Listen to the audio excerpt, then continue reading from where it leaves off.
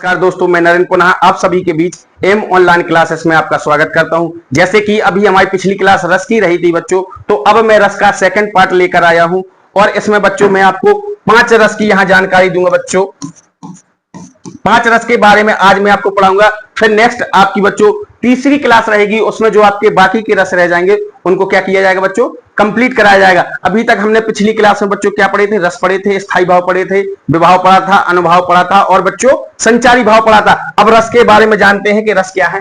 जैसे बच्चों श्रृंगार रस दिया गया, क्या दिया गया बच्चों, श्रृंगार रस भरत मुनि के अनुसार इनकी क्या हुई है बच्चों, उत्पत्ति हुई है। जैसे श्रृंगार रस, तो एक गाना याद आ गया बच्चों, क्या तुम्हें पता है ए गुलशन मेरे दिल बर आने वाले हैं, कलियाना बिछाना राहों में हम दिल को बिछाने वाले हैं। तो इसमें बच्चों प्रेमी क्या कह रहा है कि कलियां ना बिछा राहों में, कलियों की जगह हम क्या बिछाने आए हैं, दिल को बिछाने वाले। वाह क्या बात है। तो देखते हैं बच्चों श्रृंगार रस। तो परिभाषा है बच्चों, जब रति नामक स्थायी भाव, विभाव, अनुभाव एवं संचारी भाव द्वारा पुष्ट होता है तब श्रृंगार रस की निष्पत्ति होती है। ठीक बच्चों, श्रृंगार के 2 भेद हैं बच्चों, कौन कौन सा है, संयोग श्रृंगार रस और वियोग श्रृंगार रस। ठीक बच्चों, और आपको बच्चों मास्टर डेफिनेशन भी बता दे रहा हूं, जहां पर ये स्थायी भाव लिखा है बच्चों, क्या लिखा है, स्थायी भाव लिखा है, और जहां पर यह रस लिखा है, तो कोई भी आपसे डेफिनेशन पूछे, वीर की पूछे, बीभत्स की पूछे, भयानक की पूछे या रौद्र की पूछे, तो आपको इस स्थायी के भाव के जगह आपको जिसका पूछे उसका स्थायी भाव लिख देना है और जिसका रस पूछे यहां उसका रस लिख देना है। बाकी आपको यह डेफिनेशन सेम लिख देनी, कहीं भी कुछ चेंजेस नहीं करना है, आपकी यह डेफिनेशन गलत नहीं होगी। फिर भी बच्चों जो आगे डेफिनेशन होगी हम चाहते हैं कुछ अच्छा लिखें, उसके बारे में कुछ अच्छा सोच के अच्छी एक डेफिनेशन बनाए। लेकिन फिर भी अगर नहीं आती है तो आप इस डेफिनेशन को हर जगह लगा सकते हैं, स्थायी भाव को और इस रस को बदलकर। ठीक बच्चों, अब जैसे बच्चों यहां पर लिखा है रति, क्या लिखा है बच्चों, रति लिखा है। तो पहले ये जान ले बच्चों रति माने क्या होता है। ठीक बच्चों, तो रति माने बच्चों क्या होता है, प्रेम होता है। क्या होता है, प्रेम होता है। और यह रति कौन है, तो कामदेव की पत्नी कौन थी बच्चों, रति थी। ठीक बच्चों, तो अब हम आगे देखते हैं क्या संयोग श्रृंगार रस किसे कहते हैं। ठीक बच्चों, तो परिभाषा है कि जब नायक और नायिका का मिलन होता है तब क्या होता है, संयोग श्रृंगार रस होता है। ठीक बच्चों, कहां होता है, जब नायक और नायिका का मिलन होता है वहां पर क्या होता है, संयोग श्रृंगार रस होता है। जैसे उदाहरण दिया गया है, क्या दिया गया बच्चों कि बतरस लालच लाल की, क्या दिया गया, बतरस लालच लाल की मुरली धरी लुकाए, सोह करे भोहन हंसे देन कहीं नति जाए। तो बहुत अच्छी बात कही गई है। तो इसमें हम मान सकते हैं कि राधा जी या गोपियां क्या करती हैं कि बातों के रसों की लालच से, बातों के रसों की लालच से लाल की, लाल मतलब कौन है, कृष्ण भगवान, तो कृष्ण भगवान की क्या कर लेते, मुरली को छिपा लेते हैं। क्या कर लेते हैं, छिपा लेते हैं। तो फिर क्या होता है कि जब कृष्ण भगवान मुरली मांगते हैं तो क्या करती हैं कि सोह करे भौहन हंसे, क्या करती है, वो सौगंध खाती हैं और भौहों से क्या करती हैं, हंसती भी हैं। और क्या कहती हैं, जब कृष्ण भगवान कहते हैं कब के लिए कि देन, तो जब कृष्ण भगवान बोलते हैं कि देने के लिए मुरली को, तो क्या कहती हैं कि नहीं नहीं हमने आपकी मुरली नहीं देखी है, ना ही हमने आपकी मुरली को कहीं देखा है, ना ही आपकी मुरली को कहीं छिपाया है। तो अब बच्चों इसका स्पष्टीकरण भी देख लेते हैं कि स्पष्टीकरण में इसमें क्या क्या दिया गया है। जैसे कि बच्चों पहले क्या आता है, स्थायी भाव आता है। क्या आता है बच्चों, स्थायी भाव आता है। इसका स्थायी भाव क्या होगा बच्चों, रति होगा। श्रृंगार रस में जो पार्ट्स दिए गए हैं संयोग और वियोग, तो इन दोनों में भी इसका स्थायी भाव क्या होगा बच्चों, रति ही होगा। ठीक बच्चों, कंफ्यूज नहीं होना है। फिर स्थायी भाव के बाद क्या आता है बच्चों, आश्रय आता है। तो इसमें आश्रय कौन है बच्चों, नायक। कौन है, नायक। नायक मतलब कौन होगा बच्चों, कृष्ण भगवान। कौन होंगे, कृष्ण भगवान। फिर इसमें जो आलंबन होगा, जो विषय वस्तु होगी, किसके वजह से, मतलब कृष्ण भगवान को किसके वजह से क्या हुआ, आश्रय हुआ, मन में किसके वजह से आया कि मेरी मुरली को किसी ने छिपा लिया। तो कौन होगा यहां, नायक होगा, गोपी या राधिका। फिर आता है बच्चों क्या, उद्दीपन आता है। उद्दीपन में क्या होगा बच्चों, नायिका की चेष्टाएं, नायिका की चेष्टाएं और हाव भाव। जब क्या करते हैं, जब कृष्ण भगवान मुरली को मांगते हैं तो उनके हाव भाव क्या हो जाते हैं, चेंज हो जाते हैं, सौगंध खाती हैं, हंसती हैं कि नहीं नहीं हमने आपकी मुरली को नहीं देखा है। फिर आता है बच्चों अनुभव। अनुभव में क्या होगा, कटाक्ष और आलिंगन मतलब गले लगना। फिर क्या आता है संचारी भाव। तो संचारी भाव क्या होगा कि गोपियों के मन में क्या आ रहा था, लज्जा आ रही थी और क्या आ रही थी, हर्ष आ रहा था, चपलता और चंचलता। ठीक बच्चों समझ में आया। अब चलते हैं बच्चों, जो नेक्स्ट आएगा क्या आएगा बच्चों, वियोग श्रृंगार रस। तो वियोग में क्या होता है बच्चों, आपको बताना चाहता हूं, जहां पर नायक और नायिका का क्या होगा उसमें बच्चों, नायक और नायिका का क्या होगा उसमें, परस्पर क्या होगा उसमें, मिलन नहीं होगा। क्या नहीं होगा, मिलन नहीं होगा। मिलन नहीं होगा का मतलब क्या है बच्चों, वियोग होगा।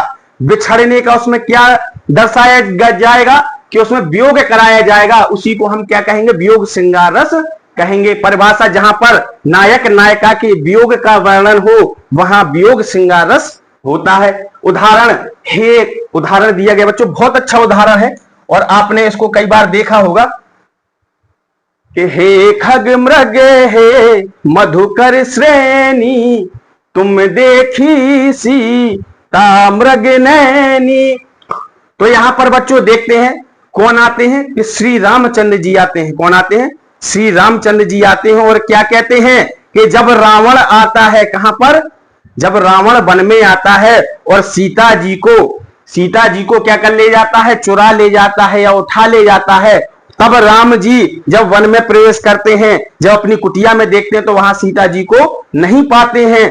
तब रामचंद्र जी व्याकुल होकर पूरे वन में भटकते हैं और कहते हैं कि हे खग मृग हे मधुकर श्रेणी। तो पशु पक्षियों से, मृग से, खग से पूछते हैं कि हे खग मृग हे मधुकर श्रेणी, तुम देखी सीता मृग नैनी। तो उन पशु पक्षियों से पूछ रहे हैं क्या तुमने सीता को कहीं देखा है। मृग नैनी मतलब कैसे, हिरण के समान जिसकी चाल थी, हिरण के समान जिसके क्या थे, नैन थे, क्या तुमने मेरी सीता को कहीं देखा है। तो चलिए चलते हैं, इसमें स्पष्टीकरण भी देख लेते हैं। इसमें स्पष्टीकरण क्या आएगा, जैसे स्थायी भाव पूछा गया है तो मैंने अभी आपको बताया था कि श्रृंगार के जो दोनों पार्ट्स होंगे उसमें उसका स्थायी भाव क्या रहेगा बच्चों, रति रहेगा।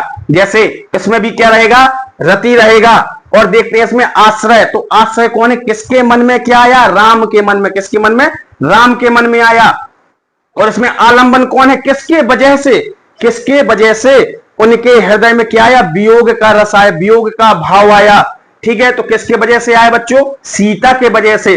और उद्दीपन क्या होगा, नायक। उद्दीपन कौन होगा, नायक मतलब राम। राम होगा, राम की चेष्टाएं, विलाप, रोदन कहां पर, वन में। तो वन के द्वारा ही राम का क्या हो रहा है, उद्दीपन हो रहा है। क्या हो रहा है, उद्दीपन हो रहा है। उनका भाव क्या हो रहा है, जागृत हो रहा है और तेजी से कार्य कर रहा है। ठीक है, फिर आगे आता है क्या बच्चों, अनुभव। तो अनुभव क्या है, जब उन्हें पता चलता है कि सीता को कोई ले गया है, सीता हमारी कुटिया पर नहीं है, तो वो स्तंभ हो जाते हैं, खड़े हो जाते हैं, स्वर भंग हो जाता है उनका। और क्या होता है, फिर आता है बच्चों संचारी भाव। तो संचारी भाव आपको मैंने बता ही दिया था क्या होगा कि थोड़े अल्प समय के लिए जो भाव आते हैं उनको क्या कहते हैं बच्चों, संचारी भाव कहते हैं। तो उसमें विषाद होगी, मोह होगी और दीनता होगा। फिर देखते हैं आगे, फिर आता है बच्चों हास्य रस। क्या है बच्चों, हास्य रस है, बहुत अच्छा रस है। तो जैसे बच्चों मैं कहना चाहूंगा कि शीश पे गंगा हरे भुजन भुजंगा, हंसी हाथ को दंगा भयो नंगा के विवाह में। ठीक बच्चों समझ में आया।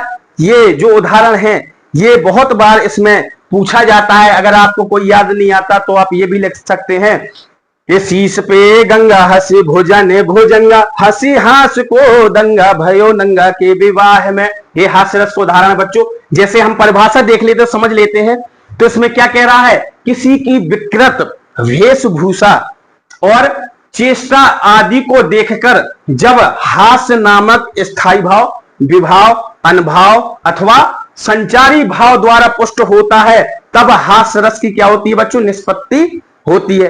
ठीक बच्चों, और जैसे कि उदाहरण दिया गया है, बहुत अच्छा उदाहरण है बच्चों। यहां पर क्या दिया गया है कि जह दिस बैठे नारद फूली, सो दिस ते ही बिलो की भूली, पुण्य पुण्य मुन ओम गाहि कुलाही, देखी दसाहर गन मुस्काही।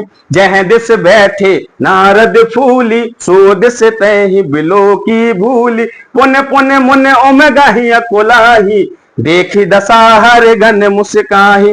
ठीक बच्चों, अब इसमें देखते हैं, इसका हम भाव देखते हैं क्या है। तो बच्चों यहां पर किसका भाव प्रकट कर रहा है? नारद जी का। किसका?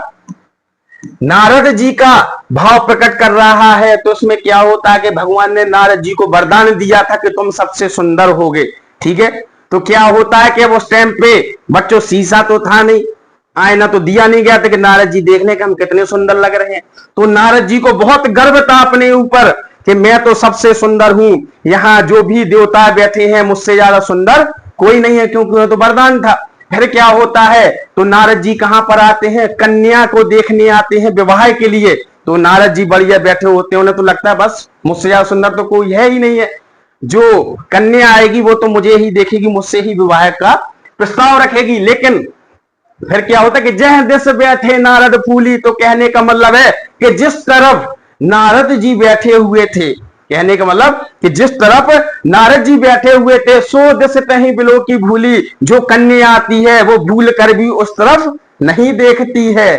ठीक है, फिर क्या होता है बच्चों, बहुत अच्छी बात है कि पुण्य पुण्य मन उम गहे अकुलाही। और मन ही मन नारद जी क्या कर रहे हैं? अकुला रहे हैं कि मुझे तो देखा ही नहीं। मन ही मन नारद जी को क्या हो रहा है? व्याकुल हो रहे हैं कि मुझे तो देखा ही नहीं है। फिर देख दशा हर गन मुस्काही।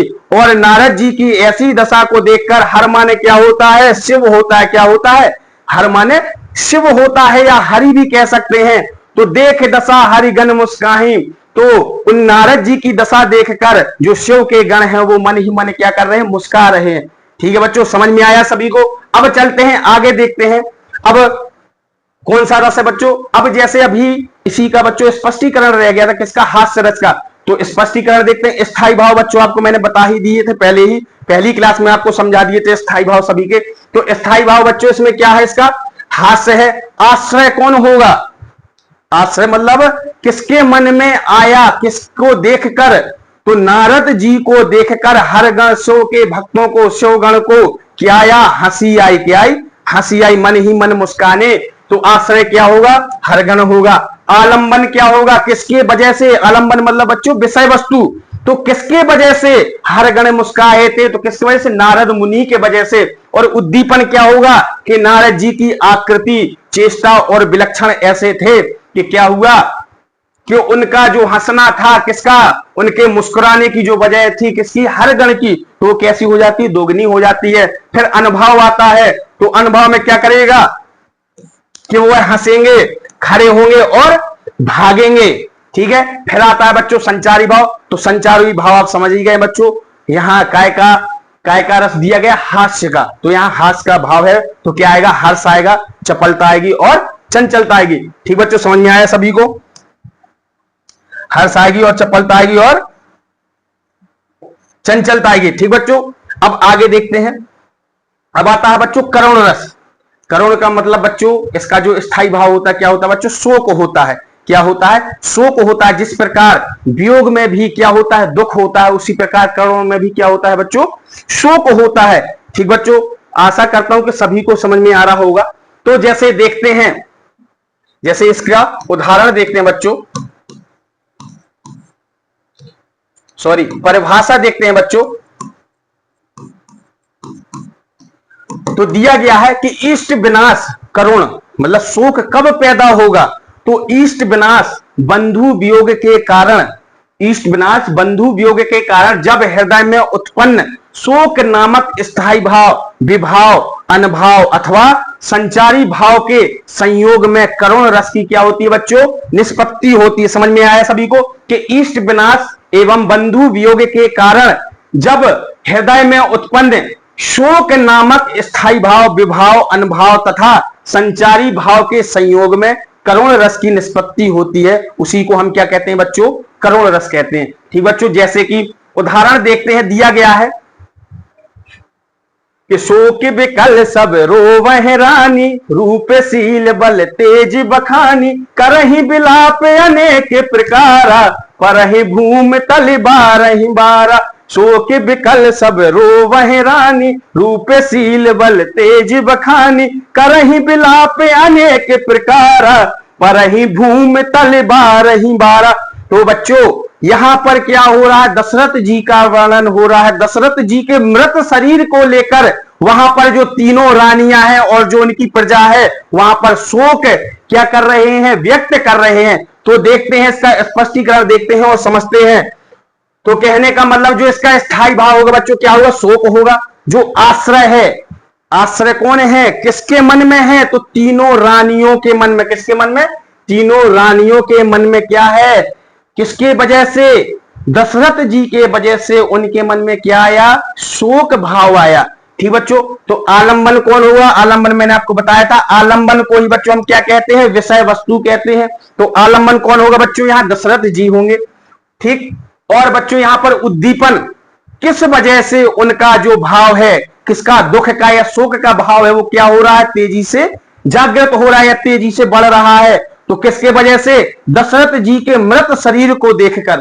ठीक है, और अनुभव क्या है, सिर पटकना, पड़े होना। तो सिर पटकना कौन है, तीनों रानियां सिर पटक रही हैं, पड़ी हो रही हैं, छिन्न आधार हो गई हैं। ठीक है, और संचारी भाव बच्चों क्या है, उसमें यादें हैं, स्मृति है, विषाद है और प्रलाप है। अभी आप ये भी देख लीजिए, इसको मैंने अभी आपको समझाया नहीं। तो जैसे शोक विकल सब रोवहि रानी, तो क्या कहते हैं कि सभी जो रानियां हैं, सभी जो रानियां वह शोक से विकल हैं। ठीक है, शोक से व्याकुल हैं। और रूपशील बल तेज बखानी, और सभी वह तीनों रानियां क्या कर रही हैं, दशरथ जी के रूप को, बल को क्या कर रही हैं, उनका बखान कर रही हैं, उनके गुण को क्या कर रही हैं, व्याख्यान कर रही हैं। और कर रही विलाप अनेक प्रकार, और बार बार उनके गुणों को बता रही हैं और अनेक प्रकार से विलाप कर रही हैं, अनेक प्रकार की बातें बता रही हैं कि दशरथ जी तो ऐसे थे, दशरथ जी इतने पुण्य प्रतापी थे, दशरथ जी इतने वीर थे। और बार बार उनकी स्मृति को याद करके क्या कर रही हैं, शोक भाव प्रकट कर रही हैं। परे भूमि तल बारही बारा, और बार बार सभी रानियां क्या कर रही हैं, सिर पटक रही हैं भूमि पर और बार बार गिर रही हैं। ठीक बच्चों, समझ में आया। अब आगे देखते हैं बच्चों, अब आता है बच्चों वीर रस। क्या आता है बच्चों, वीर रस आता है। जैसे कि आपको मैंने बता ही दिया था, वीर रस देखते हैं बच्चों। जैसे आल्हा का गान होता है बच्चों, आला उदल का गान होता है, उसमें क्या है बच्चों, वीर रस है। क्या है, वीर रस है। ठीक है बच्चों, तो देखते हैं। और युद्ध परिभाषा समझ लेते हैं। तो इसमें क्या कह रहा है बच्चों कि युद्ध अथवा कठिन कार्य करने के लिए हृदय में निहित, युद्ध अथवा कठिन कार्य करने के लिए हृदय में निहित उत्साह नामक स्थायी भाव के जागृत होने के प्रभाव स्वरूप जो भाव उत्पन्न होता है उसे क्या कहते हैं बच्चों, वीर रस कहते हैं। एक बार और बच्चे अच्छे से समझ लीजिए कि युद्ध अथवा कठिन कार्य करने के लिए हृदय में निहित उत्साह नामक स्थायी भाव के जागृत होने के प्रभाव स्वरूप जो भाव उत्पन्न होता है उसे हम क्या कहते हैं, वीर रस कहते हैं। जैसे क्या लिखा है कि उदाहरण दिया गया बच्चों, बहुत अच्छा उदाहरण है कि साज चतुरंग सेन अंग में अंग भर। क्या कह रहा है, वीरता भरी बात है इसमें कि साज चतुरंग सेन अंग में अंग भर और सरजा शिवाजी जंग जीवन चलत है। तो बच्चों इसमें बहुत अच्छी बात कही गई है, तो इसका हम आपको अर्थ समझाते हैं। जैसे मैं बताना चाहता हूं कि साजो चतुरंग सेन अंग में अंग भर, तो कहना चाहते हैं कि जो शिवाजी हैं वो क्या कर रहे हैं कि अपनी सेना को सजाकर युद्ध की तरफ ले जा रहे हैं। किसके लिए, विजय पाने के लिए अपनी सेना की टुकड़ी को लेकर कहां ले जा रहे हैं, युद्ध की तरफ ले जा रहे हैं। और सरजा शिवाजी जंग जीवन चलते हैं, और जीवन पर्यंत शिवाजी जी का क्या है, उसमें विजय पाने के लिए वो क्या रहते हैं, उसमें शिरोमणि रहते हैं। क्या रहते हैं, शिरोमणि रहते हैं। ठीक है, अब आगे चलते हैं और देखते हैं इसका जो स्पष्टीकरण है वो क्या है। जैसे वीर रस का बच्चों इसका स्पष्टीकरण पूछ रहा है, तो स्थायी भाव क्या है बच्चों, इसमें उत्साह है। वीर रस का स्थायी भाव बच्चों क्या होगा, उत्साह होगा। और आश्रय क्या है बच्चों, नायक। कौन है, नायक। तो नायक बच्चों इसमें कौन था, वीर शिवाजी था। कौन था बच्चों, वीर शिवाजी था। और आलंबन कौन है, किसके वजह से, वीर शिवाजी के मन में क्या आया, भाव आया। किसका भाव आया, किसका भाव आया बच्चों, वीरता का, उत्साह का। तो किसके वजह से, शत्रु के वजह से, शत्रु से युद्ध करने के लिए अपनी सेना को सजाकर, ठीक है, ढोल नगाड़े बजाकर कहां ले जा रहे हैं, विजय पाने के लिए युद्ध में रणभूमि पर जा रहे हैं।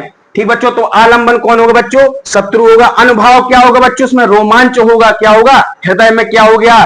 पूरे शरीर में क्या भर गया? रोमांच भर गया। और उद्दीपन क्या होगा? उद्दीपन बच्चों क्या होगा? युद्ध के बाजे नगाड़े बाज रहे हैं। युद्ध के बाजे नगाड़े क्या हो रहे हैं बच्चों? बज रहे हैं। और संचारी भाव बच्चों क्या होगा? कि आवेग होगा, हर्ष होगा, और क्या होगा? रोमांचकता होगा। ठीक बच्चों, समझ में आया? अब चलते हैं आगे, देखते हैं। अब बच्चों आपका आ गया है क्या? शांत रस। क्या आया बच्चों? शांत रस आ गया। देखते हैं जैसे परिभाषा,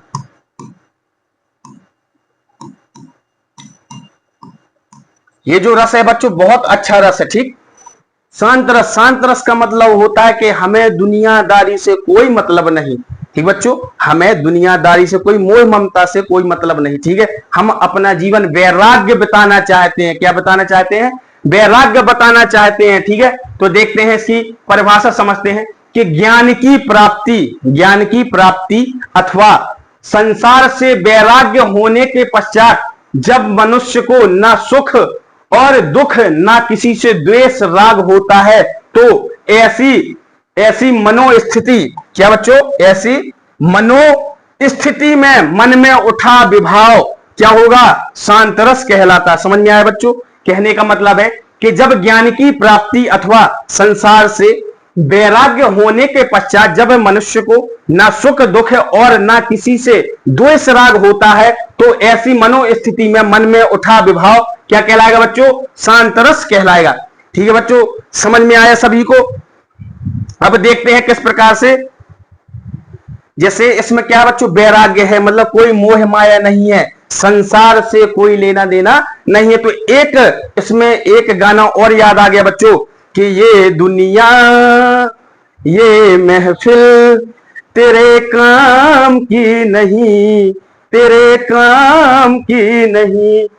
ये दुनिया ये महफिल तेरे काम की नहीं, तेरे काम की नहीं। चलिए चलते हैं, देखते हैं उदाहरण की तरफ चलते हैं, है ना। गाने तो बहुत सुना दिए, देखते हैं उदाहरण। देखते हैं कि जब मैं था तब हरि नहीं, जब मैं था तब हरि नहीं, अब हरि है मैं ना है। चलिए इसको भी एक बार गा के ही सुना देते हैं कि जब मैं था तब हरि नहीं, अब हरि है मैं ना। सब अंधियारा मिट गया जब दीपक देखा माह कबीरा। तो ये किसकी लाइन है बच्चों? कबीरदास की। किसकी है? कबीरदास की। तो क्या कहना चाहते हैं कि जब मैं था तब हरि नहीं, तो कहते हैं कि जब मेरे अंदर, जब मेरे हृदय के अंदर क्या था बच्चों? अहंकार था। क्या था? अहंकार था। तो तब मुझे भगवान मतलब ईश्वर की प्राप्ति नहीं थी, तब हरि नहीं थे। जब मेरे हृदय के अंदर क्या था? अहंकार भरा हुआ था, द्वेष भरा हुआ था, तब ईश्वर मेरे अंदर नहीं थे। क्योंकि क्या होता है कि भगवान वहीं वास करता है जहां अहंकार नहीं होता है, और जहां अहंकार होता है वहां प्रभु ईश्वर वास नहीं करते, वहां पर हरि का वास नहीं होता। अब कहते हैं कि सब अंधियारा मिट गया। क्या कहते हैं? कि जो मेरे हृदय के अंदर, जो मेरे मन के अंदर जो अंधकार था, कौन सा अंधकार था? कौन सा अंधकार था बच्चों? तो कहना चाहते हैं कि सब अंधियारा मिट गया, जो मेरे अंदर द्वेष था, जो मेरे अंदर अहंकार का अंधकार भरा हुआ था, वह क्या हो गया? सब परास्त हो गया। वो क्या हो गया? एक दीपक से, एक दीपक की रोशनी से, एक दीपक के प्रकाश से मेरे हृदय का जो अंधकार है, कैसा अंधकार है बच्चों? राग द्वेष, है ना, राग द्वेष और मोह माया का जो मेरे अंदर अहंकार भरा हुआ, जो मेरे अंदर काला अंधकार है, दीपक रूपी दिए ने उसको क्या कर दिया? समाप्त कर दिया। ठीक है, जब यह मेरा अहंकार समाप्त हो जाता है, तब मुझे क्या मिल जाते हैं? हरि मिल जाते। क्या मिल जाते हैं? हरि मिल जाते हैं। क्योंकि हरि हृदय में तभी वास करते हैं जब क्या ना हो हमारे मन में, क्या ना हो बच्चों? अहंकार ना हो। क्या ना हो बच्चों? अहंकार ना हो, तभी हरि का क्या होता है? हमारे हृदय में वास होता है। ठीक है बच्चों, आशा करता हूं कि सभी को बहुत अच्छा समझ में आ रहा होगा, और आप लोगों का भी कुछ फर्ज बनता है बच्चों कि हम आपके लिए इतनी मेहनत कर रहे हैं, इतनी रिसर्च करके आपको पढ़ा रहे हैं, तो आपका लाइक तो बनता ही बनता है और साथ में चैनल को सब्सक्राइब भी करना है सभी को। चलिए चलते हैं, अब इसका स्पष्टीकरण भी देखते हैं। तो जैसे बच्चों सांतरस का स्पष्टीकरण आया है, तो स्पष्टीकरण क्या था कि जब मैं था तब हरि नहीं, जब मैं था तब हरि नहीं, तो इसका स्थायी भाव क्या होगा बच्चों? निर्वेद होगा। क्या होगा? निर्वेद होगा। आश्रय कौन है बच्चों इसमें? मनुष्य है। कौन है? मनुष्य है। ठीक है। और आलंबन कौन है? ईश्वर का ज्ञान। क्या है बच्चों? ईश्वर का ज्ञान क्या हो जाएगा इसमें बच्चों? आलंबन हो जाएगा। अनुभाव क्या हो जाएगा? दीपक देखना। जब दीपक को देखते हैं तो जो अहंकार रूपी अंधकार वो क्या हो जाता है? समाप्त हो जाता है। और संचारी भाव देखते हैं। संचारी भाव में देखना है क्या होगा? कि विस्मय होगा, हर्ष होगा और क्या होगा? शांति होगा। आपको मैंने बता ही दिया था कि संचारी भाव अल्प समय के लिए आते हैं। ठीक है बच्चों। अब मैं आपको बताना चाहता हूं कि जो आपकी अगली क्लास रहेगी बच्चों, जो आपकी थर्ड क्लास रहेगी, जो आपके बाकी के रस रह गए हैं उन सभी को थर्ड क्लास में कंप्लीट करा दिया जाएगा। और बच्चों आशा करता हूं कि आप सभी को बहुत अच्छा समझ में आया होगा और आप सभी लोग हमारी क्लास में बने रहिए और पढ़ते रहिएगा। और हमारे चैनल को सब्सक्राइब करना है सभी को और इस वीडियो को लाइक भी करना है। नमस्कार दोस्तों, अगर वीडियो पसंद आई हो तो लाइक करें, शेयर करें और सब्सक्राइब करें। Thank you.